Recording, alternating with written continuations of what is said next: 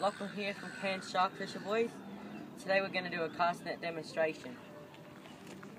You just gather up in bundles about your arm width length and grab the top,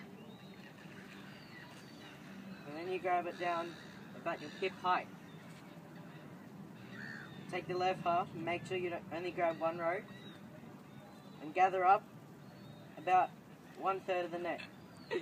You put this in your right hand, and you grab the left side that comes up. You gather up about 1/6 of the net. And then when you're throwing, you go to circular rotation.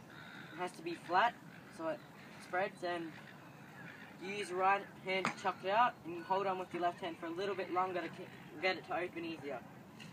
Here we go.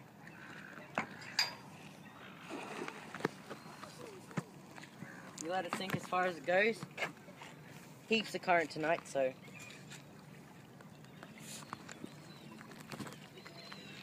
And then you just slowly pull it up.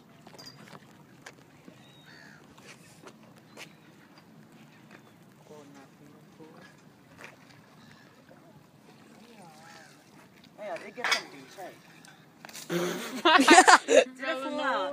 Yeah. That was big too. Okay, enter. We gotta.